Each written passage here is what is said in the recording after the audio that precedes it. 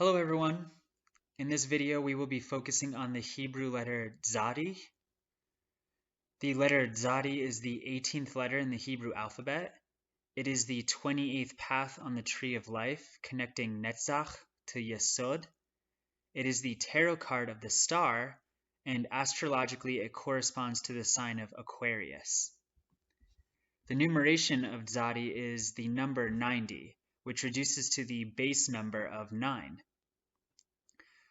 The few ways in which we will view Tzadi in this video consist of the concepts of Tzadi as construction and deconstruction, righteousness, as well as Tzadi as the hunter and the fishhook.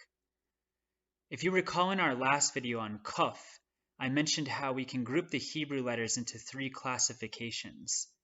Those were the letters of the numeration of 1 through 9 into an archetypal level, the letters of the numerations 10 through 90 into an existential level, and the letters of the numerations of 100 through 400, as well as the 5 final forms of letters into a cosmic level. If you take a moment to notice, we have been discussing videos that correspond to the cosmic level, and now starting with Tzadi, number 90, we are moving into the existential level of the letters. So as we always do, let's view the other letters that have a special connection with Tzadi through their numerical value.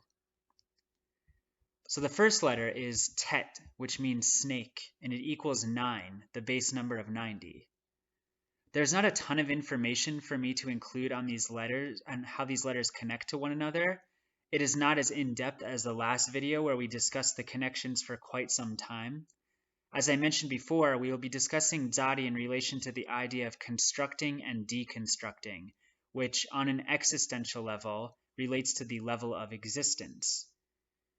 So now Tet is on the level of archetypes, which exist outside of the limitation of time.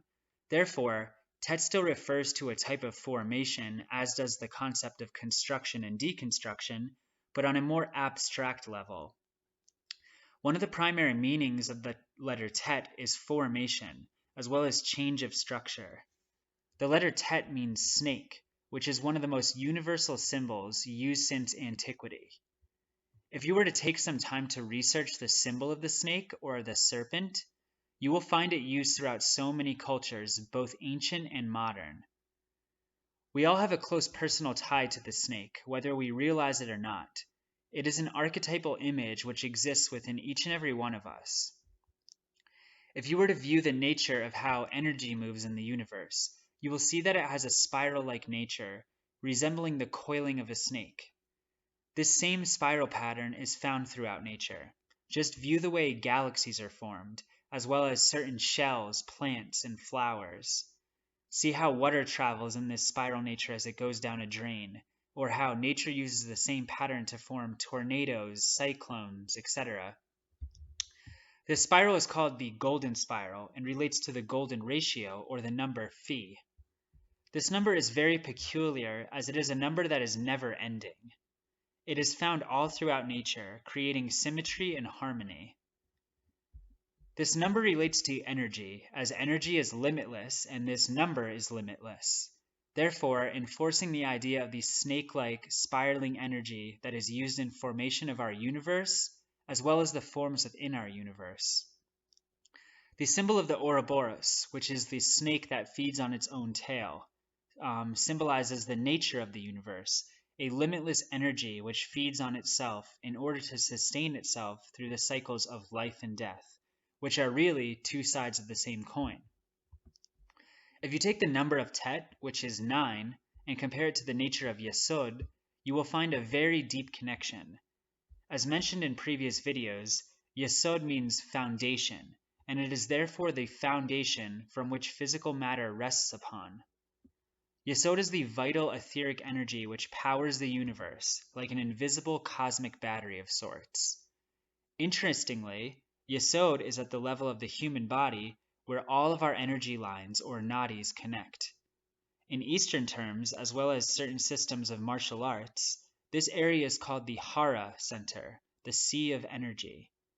In the system of yoga, this area of the body is where the Kundalini or serpent energy begins to rise. As Tet means snake, this is a very interesting connection to make. The tarot card of Tet is card number 8, which is strength, which we will not go into detail on since this card has so many occult meanings. But simply look at the number 8 for a moment. This number's shape, that of the infinity symbol, reinforces the idea of this limitless energy that moves in this snake-like fashion. So now focusing on Tzadi, which is the number 90, 9 multiplied by 10, Tzadi is the letter which relates to construction and deconstruction, which will be our first point of focus. Once again, you can see how construction and deconstruction are both acts that are formative processes. We can say that it refers to our use of the formative energy of Tet, either using it in a constructive way or a destructive way, creating harmony or creating chaos, creating a connection with our divine source or a separation with our divine source. Normally there are 2 other letters which correspond with the letter in which we are focusing on. However, the second letter that would be in connection with Tzadi is a final form of a Hebrew letter, which perhaps I will do a video on in the future. However, for the time being, we are simply focusing on the 22 letters of the alphabet. I will briefly mention this final form though.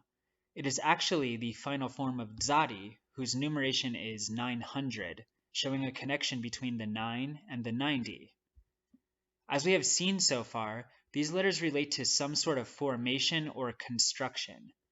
Now, with every formation, as well as the building and tearing down of something, there is a transformation that is implied. The final form of Tzadi relates to a cosmic transformation, and you can see its intimate connection with the other 2 letters. One of the aspects in which we will focus on in relation to Tzadi is seeing Tzadi as righteousness. In the Kabbalah, the Tzaddik is a righteous person, devoting themselves to a higher purpose in the cosmic plan, and the Tzaddik is actually expressed through the final form of Tzadi. So one who has moved into expressing themselves as the final form of Tzadi has earned the title of the Tzaddik, the righteous one. Interestingly, this word is the letter Tzadi with a kuf added onto it. Kuf was the previous letter in which we discussed, and it is this letter which comes after Tzadi in the sequence of the letters, even though we are moving backwards in our sequence through these videos. In Kuf, we talked about the concepts of transmuting our klipotic aspects into kadosh, or holiness. We also mentioned the Kabbalistic concept of elevating the fallen sparks back to divinity. As we get into the topic of the Tzaddik in this video, you will see how these ideas relate to one another, which shows the intimate connection these 2 letters of Tzadi and Kuf have with one another. Now let's move into our first point of focus, dealing with the letter Tzadi, which I had already mentioned was the art of constructing and deconstructing. So in order for us to really get into detail as to how this letter deals with this concept, it is important for us to discuss our intimate connection with reality through the use of our own perception, and how this divine power has a profound effect in the shaping of how we see the world, as well as what the world gives back to us. Many people are caught within the web of physical matter, and what I mean by this, especially in the Western world, our minds are so trained on the idea of what you see is what you get. Many of us peer out of these eyes of ours and simply see the surface of reality, which can become a sort of trap for us because it leads us to believe that this is all there is. Science is a wonderful tool for us to use. However, when attempting to venture into the world of the unexplainable or a spiritual path of self-discovery, science can only serve us to a certain extent. It can reinforce certain spiritual ideas, however, it can also hinder them. Especially in the Western world, science can be heavily based on things that are only visible or measurable, and if they are not, then they simply do not exist to us. This is why I tell everyone that to be a spiritual practitioner, in my opinion, one must learn to balance esotericism or mysticism with science. Science must become a tool to the practitioner, but not a dependency. Another trap that many humans fall into as well is the idea of seeing themselves in separation to the world around them. They see themselves as observing this physical manifestation that is outside of them. In Hermeticism, we know that everything is mental. Think of the word universe for a moment. Uni. It signifies a unification, one thing, one song. We also know the axiom of as above, so below, which can represent the idea that the microcosm, the human, is a reflection of the macrocosm, the universe. To put this in the most simplistic terms I can think of, the world we see as physical is not something that is outside of us, although it appears as such. The world, in fact, as you see it, in your own perception, as none of us will ever know what the world looks like through another person's eyes, is a projection of what is inside of you. This may seem confusing at first, but this is the nature of consciousness within the human being, and it has much to do with the idea that we, the creation, were made in the image of the Creator. It shows that by being made in the image of a Creator, we ourselves were gifted with the capacity to create. We were also gifted with the ability to exercise free will, which is really a way of saying we are able to construct the world around us, which we allow our perception to follow in accordance. The world shall present itself to us on the outside based on what is taking place inside of us.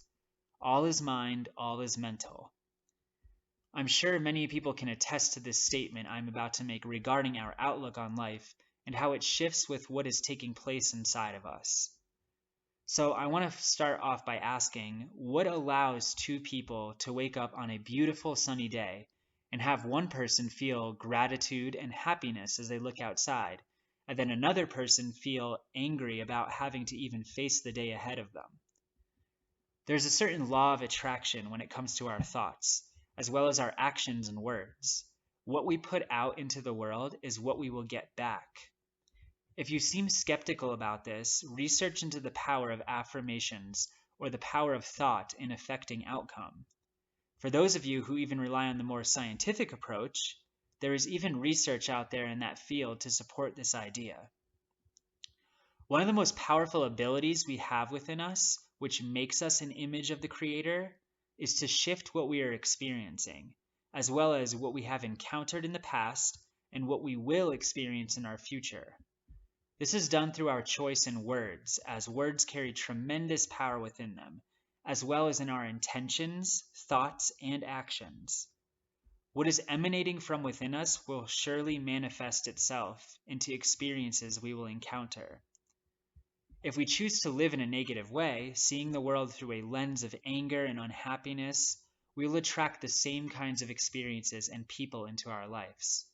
This goes for living in a selfish and self-serving manner as well, which sadly, many people use their spiritual knowledge for.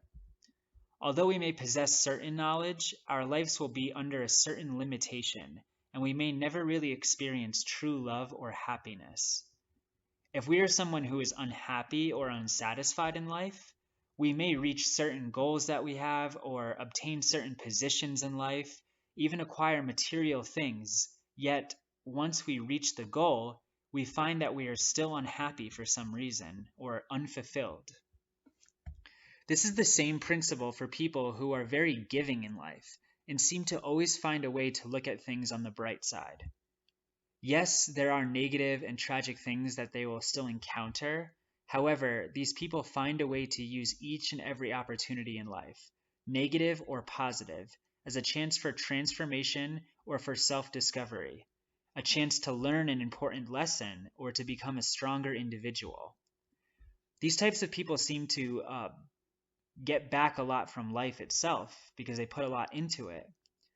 Some people may think that this should pertain to material things, but true happiness and the understanding of self does not come from how much junk we hold in our possession. After all, you can't take it with you when you die. However, wealth in our souls that we have acquired, as well as a connection with our source, will always be with us. This type of person will be discussed further when we begin focusing on Tzadi as the Tzadik, the righteous one. With keeping these ideas about perception in mind, take a moment to view the shape of the letter Tzadi and what it is composed of. Tzadi is the letter Nun, which has a yod attached to it on its right side. One of the ideas that is attached to the Hebrew letter Nun is deceit. Now, remember we talked about how many humans are stuck in the mindset of this is all that exists.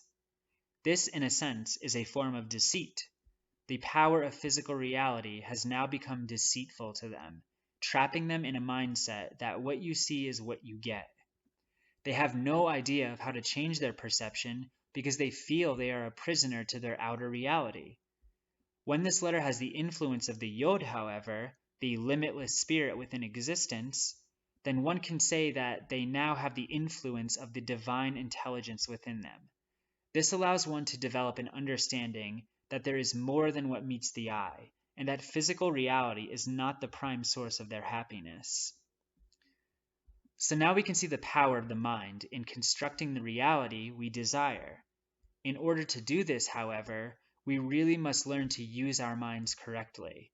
Our mind can be our own worst enemy, yet it is a powerful tool that we must learn to utilize. Remember how in the video on Resh, we discussed the power of correctly utilizing emotions with thoughts? This is one of the most important ideas in the world of magic, and being able to alter our realities. Imagination can heavily influence emotion, as well as correctly align it to thoughts or ideas, something that pertains to the tarot card, the Star. The fact that you as a unique individual were imagined by the Creator shows the divine origin and power of imagination within us, even though in the Western world we are taught to almost view the imagination as childish. So to wrap these ideas into a whole, Tzadi can be considered to be the essence of creation in a sense, for it is what is living inside of us and is connected to what is outside of us. It relates to the power of change within us, which will become a change outside of us. Since I just brought up the tarot card, which is represented as Tzadi, the star, let us take a deeper look into this card and how it relates to what we just talked about. Although there are many occult meanings to this card, some I am not permitted to explain openly, I will say that this card is heavily based on the creative power of the imagination, which is used to direct our world in the direction we want it to go. The imagination serves as a link, not only for creative inspiration, but to create inner shifts in the self, which will find a way to manifest in our outer reality. Notice that in the card of the star, there is a woman kneeling over a body of water. This water can be seen as the creative substance, and the woman can represent the cosmic mother, the creatrix of life, Bina, or in her lower manifestation as the creative powers of nature, Venus. Notice that this path leads from Netzach, Venus, the place of the life force, to Yesod, the patterns that reinforce the idea of self or the ego. This path is used to shift the patterns of Yesod, using the imaginative faculty within us, in order to create change in perception, which then manifests into the bottom sephira of Malkut, the outer physical world. It is interesting to note that in our last video on Kof, we discussed in depth the idea of the collective unconscious, and how it was related to the element of water, as well as the 12th house of astrology, the house of the divine archetypes of creation. We also discussed how the collective unconscious was attached to the divine feminine principle, the cosmic mother, Bina. This pool of water in the star is a collective pool which streams off. We can say that it is the collective unconscious, the creative substance or divine source, in which we are all connected to, keeping in mind the Hermetic principle that the universe is mental. Being connected to this divine source is what allows us to be creators as well, possessing the divine tool of imagination, used to help construct our realities. Now bear with me as I take a little detour to help strengthen this connection between Tzadi as the star and this idea of the collective unconscious. So the word Khalil equals 90, just like Tzadi, and this word means entire, all, perfect, entirely, whole. Think about how that relates to the word collective unconscious for a moment. Then there's another word, kelali, which is equal to 90 as well. And this means universal, collective. Again, reinforcing this idea. We talked about the collective unconscious as water. Now the letter mem spelt in full, the word meim, meaning water, equals 90. Now let us look at two Hebrew words that are connected through their spelling, both beginning with Tzadi. We have the word Tzel, which means shadow.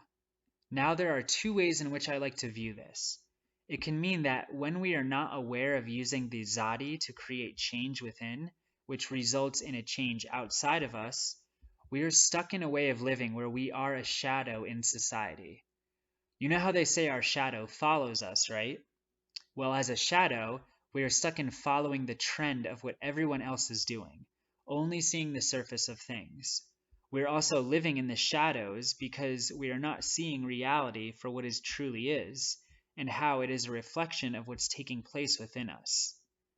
Another way we can see this is by referencing our last video on the 12th house and the shadow self. We become a slave to our shadow self, and we feel prisoner to the circumstances of our life, failing to realize that we may alter it. Now, the second word I will bring up is the word Tzelem, which means image. Notice that this is the word Tzel, which we just discussed, but with a mem, the letter of water, attached to it. This is a beautiful connection because it can represent that when we have the influence, or we are made aware of the power of the mem, the divine mother pictured in the car of the star, we ourselves become a creator, and we are living as an image of the divine creator. We are able to construct our own realities at this point. The word Yetzar, whose central letter is Tzadi, showing it as the core letter of the word, means to form. So now you may be wondering, why is Aquarius attached to Tzadi as well as the star, with all these references to water? Although yes, the star appears as a very watery card, it is represented by an air sign, that of Aquarius. One must take note, however, that the sign of Aquarius in astrology is called the water bearer. Aquarius is a very human sign, and its symbol even depicts a human who is pouring water from a large urn. Aquarius is in fact the sign of the humanitarian, and is very much represented by the idea of humanity collectively coming together, or one serving the collective whole of humanity.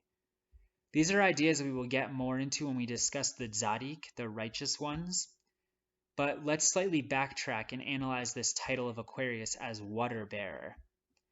As I mentioned, Aquarius is a human sign, and you can see this by noticing that amongst the other zodiacal signs and their symbols, Aquarius, the water bearer, Gemini, the twins, and Virgo, the virgin, are represented by humans. The element of air, being the mediator between the physical and spiritual world, is tied to humans, since we are in fact a sort of connector between these two worlds, which makes us different from any other living creature on this earth. Notice that Aquarius is an air sign, Gemini is an air sign, and Virgo, although it is an earth sign, is ruled by the airy sign of Mercury. So as water bearers, we hold the creative substance, the water in the card of the star, that is connected to the divine source, which in fact makes us creators. We have a very important role in helping to direct the way in which the universe unfolds, and this is something we discussed in the video on Rish, the cosmic container. So once again, this reinforces the idea as Tzadi being the creative potential within each and every one of us. Aquarius is a sign that is very much known as the eccentric creator, almost like the mad scientist archetype. And what this is really telling us is that we ourselves must become creators by stepping outside of the norm of society and finding our own idea and perception of the world around us, rather than follow what everyone else is doing, believing in their beliefs, following their traditions and ideas. We find this own idea of perception by realizing we find our own idea of perception by realizing we ourselves are the creators of how the world will manifest around us through our own subjective lens. So I hope this information helps to paint a picture of how Tzadi is a creative potential within us, acting as a function of construction and deconstruction, which again reinforces the idea of formation in the letter of Tet, and leads to the cosmic transformation in the final form of Tzadi. Speaking of the final form of Tzadi, I stated in the beginning of the video that this final form relates to the theory of the Tzadik, the righteous one. Let's take some time to dive into the meaning behind this. So in the Kabbalah, we find the notion of what is called the Tzadik, who works to elevate the fallen sparks of the divine back to a state of divinity. Now, to save some time on elaborating on this, I will refer you back to our previous video on Kof, in which I mention this idea in reference to the words klipot and kadosh, holy. In other words, the Tzadik is one who radiates the divine essence of the Creator in order to be a vessel which demonstrates the authenticity of the divine's presence here on earth. They become a beacon of light which influences others to find the same connection in which the Tzadik has. In less Kabbalistic terms, this is a person who has devoted themselves to a spiritual path and has become a living example of the principles in which they have practiced. They embody these principles and exercise them naturally. It has become a cosmic transformation that they have undergone and now embody. This is a demonstration of the final form of Tzadi. One can say that through understanding the use of the regular Tzadi, the creative potential within, these righteous ones have learned to utilize it for the purpose of goodness and devotion to the divine source, and in doing so, they have went through a cosmic transformation, becoming the final form of Tzadi, the 900. Remember that I said Tzadi becomes Tzadik by attaching Kof at the end of the word. The letter that represents cosmic consciousness is Kof. So quickly, referring back to the card of the star, the pool of water, the collective unconscious or cosmic consciousness of the mother becomes a source of divine inspiration and connection to the seeker. And with this connection becoming a sort of inner marriage, the spiritual practitioner becomes the Tzadik, attaining the letter Kof, cosmic consciousness, rather than the regular consciousness that we normally view the world through. If you look at the shape of the letter Tzadi, it is the letter of the Hebrew alphabet that is the closest representation of the letter Aleph. Aleph, as we know, is the spirit or breath of the divine. So therefore, the Tzadik becomes the living example of this spirit, radiating through their whole presence. As I mentioned in regards to Aquarius, it is the sign of the humanitarian. Being the opposite of Leo on the zodiacal wheel, Leo can become the sign of self-individuation, where they seek to shine the spotlight on themselves. This can lead to the negative expression of Leo as being self-centered, self-serving, always seeking praise from others. They are the kings and queens of their own world and expect to be treated as such. Now in Aquarius, we learn the opposite. We learn to step back and shine the spotlight on others, helping them to achieve their greatness. It is very much the sign of becoming a vessel that helps others, not seeking personal praise in doing so. This further demonstrates the role of the Tzadik, the righteous one, who is out to better humanity by being of service to others, rather than acquiring spiritual knowledge to simply keep to themselves as a form of power over others. The number assigned to Tzadi also strengthens this notion, which is the number 90.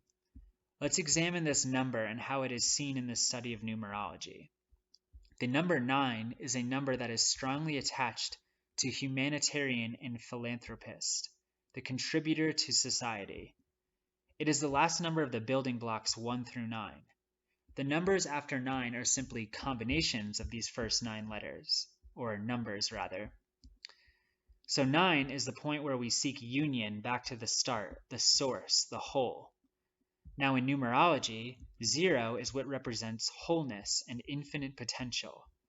If we attach these two numbers together, we get 90, which we can say has an intention to focus on the welfare of humanity, the whole. It has no real difference in value between itself and the rest of humanity. Perhaps you can once again see how this relates to the concept of the Tzadi, the righteous person. In the Kabbalah, it is stated that the Tzadi is the foundation of the world. Remember how we talked about the number 9 as being the base number of 90? Well, 9 is Yesod, which is called the foundation. This demonstrates the correct use of the power of Tzadi to manifest the world to reflect the nature of the divine within it. Tzadi, as you can see, leads from Netzach to Yesod, the foundation. If you were to spell out the word Tzadi as well, which is Tzadi, Dalet, Yod, you would get the number 104. This same number also represents another word which means foundation. This word is Masad. It also equals the words Melech David, or King David, which can represent divine love that is brought out in human consciousness. Two other important words with the same numeration of 104 are the words Zaid, meaning hunting, and Zayad, meaning hunter. This will act as an introduction to our next aspect of Tzadi, that of the hunter. This ties directly to the Tzadik because it is the job of the Tzadik, or the spiritual practitioner, to hunt the fallen sparks of the divine, allowing one to see that this world in which we live plays an important role. It is a divine work of art which we have been allowed to participate in. The world does not create evil. We do this on our own accord, due to the ability of having the free will to do what we want. The world is not out to get us. It is here as an anchor for spirit to manifest itself in. We can only see this, though, if we work to see it. When we hunt down the divine essence that is hidden within physical matter, even things of evil, we will surely find it with patience and dedication. We become the hunters who are always seeking to find the divine message, essence, or purpose within everything.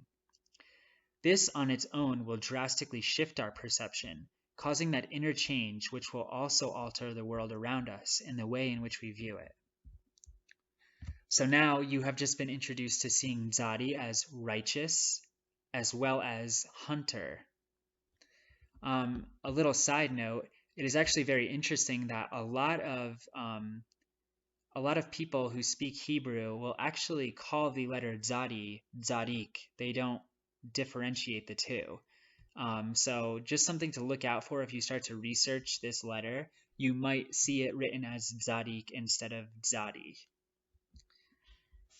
So now we move into the last way in which we learn to view Tzadi, and that is by looking at one of its most common meanings, fishhook. Now this may seem very confusing, and you may be asking yourself, how does this even relate to what we were just discussing throughout this lecture? I suppose I should introduce a new idea which is attached to the Hebrew letters. So not only is each letter a word, a number, an astrological, planetary, or elemental sign, as well as a tarot card, but each letter also acts as a function.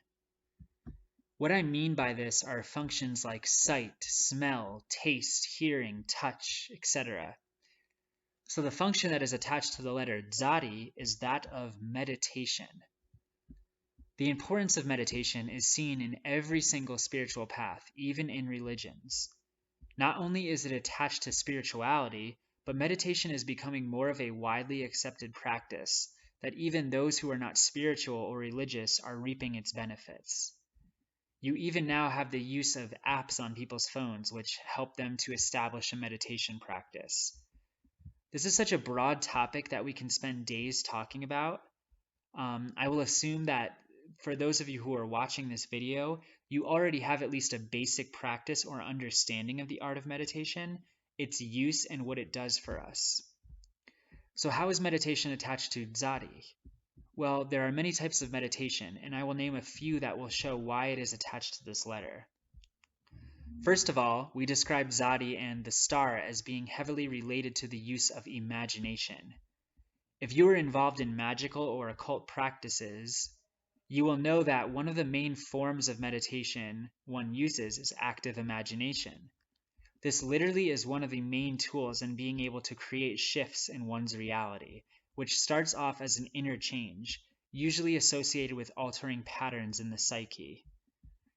Meditation becomes a tool that we not only can use the imagination in, but we can also train ourselves to quiet the mind in order to effectively channel our will and focus when we are participating in magical rituals aimed at creating change.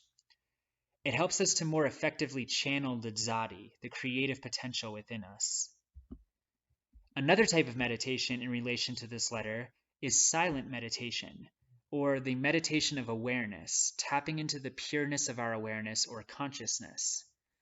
By learning to silence the mind and to keep steering it back to its center, we can access deeper levels of the mind, including that collective unconscious we have discussed. Each time we touch this intimate part of ourselves through meditation, it changes us, bringing us closer to our divine source. Over time, this connection is what may lead to that cosmic transformation where we become the Tzaddik, the righteous one. Notice how I pointed out that Kuf is attached to Tzadi in the word Tzaddik? Kuf, as the cosmic collective consciousness, is also the sign of Pisces, the fish. So to meditate, we are using this tool as a means of catching this fish, the Kuf, in order to obtain it, thus creating a Tzaddik within us. This is the meaning of Tzadi as meditation and as being the fish hook. The fish is also a symbol of the soul. Therefore, we are working on our souls and getting to know them better through the use of meditating. We are fishing for the soul. After we have acquired some practice in this ancient art, we start to see a fascinating thing taking place each time we meditate. We notice that the purity of awareness is essentially meditating on the idea of self, the image of self. So in a sense, we can say we are not meditating, but we are being meditated on by something higher within us. Our idea of self is becoming attached to the fish hook, and it is being submerged in the waters of meditation. The observer becomes the fisherman that submerges the idea of self into the waters, so that it may acquire more understanding of who and what it actually is, or to wash off the material which prevents the self from seeing its divine origin. This is a very deep concept that you should take some time to meditate on. And by doing so, your meditation practice will become more profound and possibly more meaningful rather than using it as just a centering tool. So I will end this video with an interesting way to view a biblical story regarding the number 90, or Tzadi.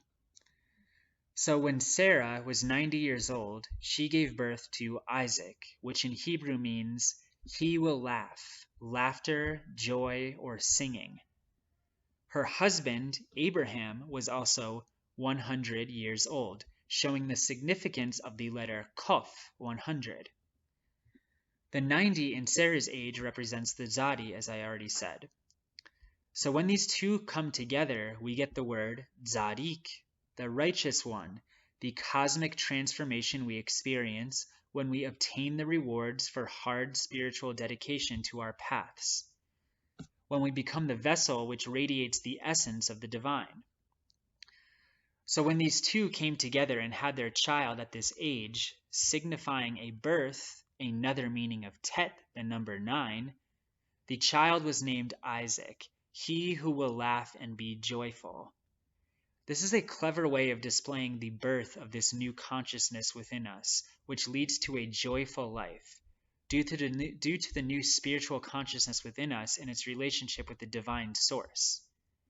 It is a human rejoicing in their privilege to express the nature of the divine to humanity within the physical world.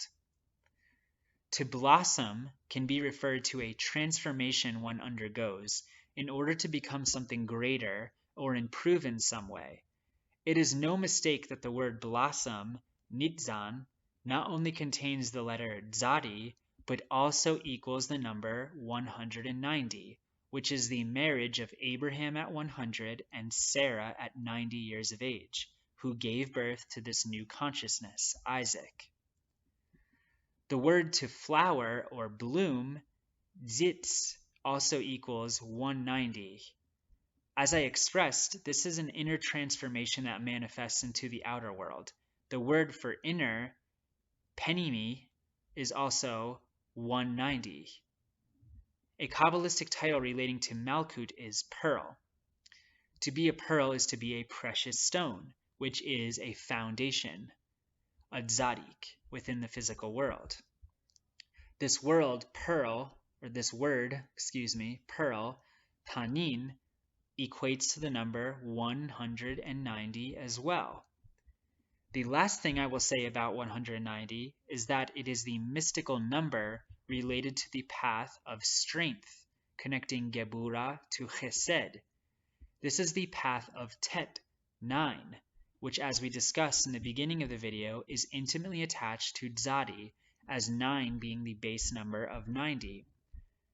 It also requires great deals of inner strength in becoming the Tzaddik and learning how to correctly use the power of the Tzadi to benefit not only oneself, but humanity as a whole.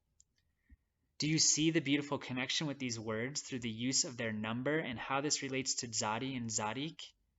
This is the beauty of Kabbalah, although it can be confusing. And forgive me if I butchered some of those Hebrew words that I just said. I'm not fluent in speaking Hebrew, even though I study Kabbalah as well as Gematria and all of its other things relating to the Hebrew alphabet. Maybe one day I'll be fluent in it.